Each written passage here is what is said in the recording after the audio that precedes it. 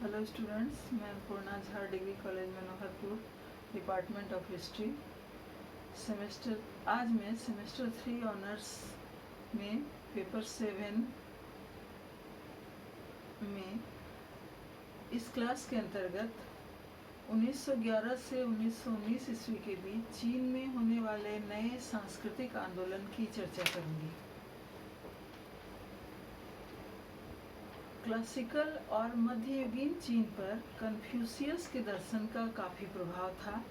चीन में यह विचारधारा 2000 वर्षों से अधिक समय से प्रचलित थी, पर धीरे धीरे कुछ नए विचारों के सामने आने से चीनी समाज पर कन्फ्यूशियसवादी दर्शन का प्रभाव कम होने लगा, जिससे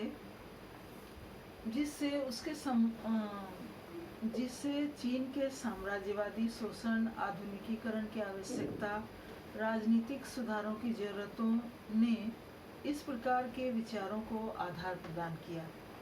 आरंभ में कन्फ्यूशियस के दर्शन के अंतर्गत ही सुधार की कोशिशें की गई, पर ताइपिंग विद्रोह के दौरान इस विचारधारा को खुलेआम चुनौती दी गई तथा उसका उल्लंघन किया गया। किसी साम्राज्यवाद का अंत, विद्रोह या अव्यवस्था चीन के समाज के लोगों के लिए कोई नई बात नहीं थी। उनके पूर्वजों ने समय समय पर ऐसी स्थिति का सामना किया था और उस पर विजय भी पाई थी। साम्राज्यों की उलट पुलट एक आम बात थी, पर 1911 ईस्वी में चिंग साम्राज्य का पतन एक भिन्न प्रकार की घटना थी, क्योंकि इसके बाद राजशाही का अंत हो गया। चीन वासियों के अनुसार उनका राजा ईश्वर का प्रतिनिधि था तथा ईश्वर का आशीर्वाद उस पर बने रहने तक उसकी सत्ता अक्षुण्ण बनी रहती थी, जबकि ईश्वर के कुपित होने या नाराज होने पर राजा और साम्राज्य उसकी जगह ले लेता था। नया राजा और नया साम्राज्य उसका स्थान ले लेता था। राजशाही के अंत के बाद इससे संबंधित अन्य संस्थाओं का भी पतन होने लगा तथा व्यवस्था चरमराने लगी। कल कारखानों और उद्योगों का उदय, व्यापारिक प्रतिष्ठानों में नई शिक्षा का प्रभाव, नारी स्वतंत्रता के लिए संघर्ष जैसे मुद्दों से एक और पारंपरिक समाज टूटने लगा। दूसरी ओर ऐसी घटनाओं ने ही आधुनिक समाज के आगमन को संभव बनाया। सैनिकों द्वारा सत्ता को हथिया लेने के कारण राजनीतिक क्षेत्र में प्रजातांत्रिक व्यवस्था से संबंधित विचारधारा को पनपने का अवसर ही नहीं मिला। इसके बावजूद समाज में सांस्कृतिक आंदोलन चलता रहा। चीन में बदलाव और विकास का प्रभाव सांस्कृतिक क्षेत्र पर भी पड़ा। नई सांस्कृतिक क्रांति ने 2000 वर्षों से अधिक पुराने कन्फ्यूशियसवाद को चुनौती दी और उसका प्रभाव समाज के मूल आधार पर पड़ा, जिसके कारण सामाजिक संरचना छिन्न भिन्न होने लगी या व्यवस्था बदलने लगी। मंचू शासनकाल के अंतिम वर्षों में सुधार कार्यक्रमों के तहत सरकार ने नागरिक सेवा परीक्षाओं को 1905 ईस्वी में ही समाप्त कर दिया था, पर इस व्यवस्था के स्थान पर कोई नई व्यवस्था कायम नहीं की जा सकी। इससे प्रशासनिक तौर पर चीन कमजोर हो गया। एक ओर साम्राज्यवादी ताकतों का प्रभाव बढ़ रहा था, दूसरी ओर राजनीतिक षड्यंत्रों और विवादों में सरकार उलझती जा रही थी। अतः चीन आर्थिक, सामाजिक और राजनीतिक हर क्षेत्र में पिछड़ता जा रहा था।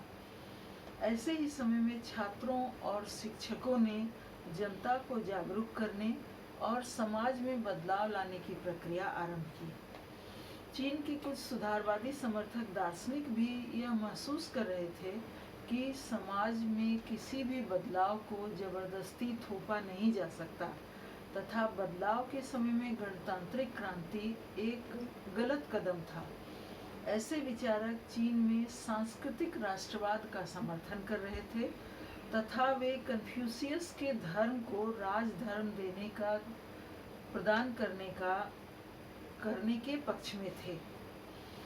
20वीं शताब्दी में चीन के छात्र बड़ी संख्या में विदेशों में शिक्षा ग्रहण कर रहे थे। ऐसे छात्रों की संख्या में लगातार वृद्धि हो रही थी। इनमें से कई छात्र जापान और पश्चिमी देशों में शिक्षा प्राप्त कर रहे थे। कई युवा जापान के मेइजी पुनरुद्धार आंदोलन से काफ़ी प्रभावित थे तथा उनका मानना था कि चीन में बदलाव लाने के लिए विज्ञान और तकनीक को बढ़ावा देना अत्यधिक आवश्यक है। जापान द्वारा चीन से की गई 21 मांगों ने चीनी बुद्धिजीवियों के अहंकार और आत्मसम्मान को काफ़ी ठेस पहुंचाई। उनके बीच राष्ट्रीय भावना का संचार होने लगा। दूसरी ओर युवान शिकाई द्वारा राजतंत्र को पुनर्स्थापित करने के प्रयास से भी लोग परेशान थे। उन्होंने साम्राज्यवाद विरोध तथा चीन में बदलाव लाने के उद्देश्य से 4 मई को आंदोलन आरंभ किया। चीनी छात्रों का कई विदेशी छात्र संघों से संपर्क था। स्वदेश लौटने के बाद अधिकांश छात्र साम्राज्य विरोधी आंदोलन में सक्रिय रूप से शामिल हो गए थे। युद्ध छिड़ने के पश्चात बुर्जुआ वर्ग का समर्थन भी उन्हें प्राप्त होने लगा। अतः यह कहा जा सकता है कि परिवर्तन की विचारधारा ने पीकिंग विश्वविद्यालय में स्वरूप ग्रहण किया तथा विभिन्न साहित्यिक और बौद्धिक गतिविधियों से इसे गति मिलने लगी। उस समय न्यू यूथ पत्रिका की शुरुआत 1915 ईस्वी में संघाई में की गई, जिसके संपादक मंडल में तत्कालीन व्यवस्था के विरोधी कई विद्वानों को शामिल किया गया। चीन के शिक्षित समुदाय की विचारधारा को बदलने में इस पत्रिका ने महत्वपूर्ण भूमिका निभाई। यह पत्रिका उस समय आरंभ हुई जब प्रेस की स्वतंत्रता को बाधित करने के लिए कठोर कानूनों को लागू किया जा रहा था। इस पत्रिका को कई बार वित्तीय संकट का भी सामना करना पड़ा, जिससे बार बार इसका प्रकाशन स्थगित हो जाता था। इन सारी बाधाओं के बावजूद न्यू यूथ पत्रिका छात्रों के बीच प्रेरणा का स्रोत बनी रही। यह पत्रिका प्रत्येक दृष्टिकोण से क्रांतिकारी थी। इसके संपादक द्वारा स्थापित 6 सिद्धांत नवयुवकों के लिए प्रेरणा के स्रोत थे। उनका कहना था, स्वतंत्र बनो पर दब्बू नहीं, प्रगतिशील बनो रूढ़िवादी नहीं, वाचाल बनो मूक नहीं, विश्ववादी बनो संकीर्ण नहीं, व्यवहारिक बनो रूपवादी नहीं तथा वैज्ञानिक बनो कल्पनाशील नहीं। उस समय का नया सांस्कृतिक आंदोलन वास्तविक रूप में चीन के संपूर्ण सांस्कृतिक विरासत को बदलने का प्रयास था। चीनी नवयुवकों को रूढ़िवादी विचारों को छोड़ने तथा निष्क्रियता और दब्बूपन का त्याग करके स्वतंत्र, प्रगतिशील और आक्रामक बनने की सलाह दी जा रही थी। यह सामाजिक राजनीतिक व्यवस्था के साथ संपूर्ण परंपरा पर एक आघात था। तत्कालीन बुद्धिजीवियों का मानना था कि पुरानी संस्कृति और पुरातन सामाजिक व्यवस्था ने देश के विकास को पूर्ण रूप से बाधित कर दिया था। यह स्पष्ट था कि समाज में व्याप्त कुरीतियों को बदले बिना या समाप्त किए बिना परंपरागत राजनीतिक संरचना को भी बदला नहीं जा सकता, बल्कि ऐसी स्थिति में वह स्वयं को पुनर्स्थापित कर सकती थी। युवान शिकाई द्वारा राजतंत्र की स्थापना का प्रयास इस बात का एक प्रमुख उदाहरण था।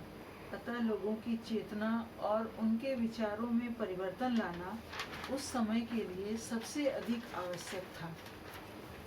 बुद्धिजीवी नेताओं का मानना था कि किसी भी प्रकार की राजनीतिक कार्यवाही या संस्थागत सुधार से पहले इस कार्य को करना जरूरी है।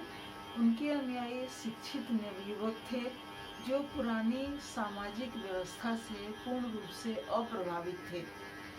चीन के नए सांस्कृतिक आंदोलन ने सभी राजनीतिज्ञों और बुद्धिजीवियों के बीच एक विभाजन रेखा खींच दी। भविष्य में भी यह विभाजन जारी रहा। 1905 ईस्वी में परीक्षा व्यवस्था की समाप्ति से यह स्पष्ट हो चुका था।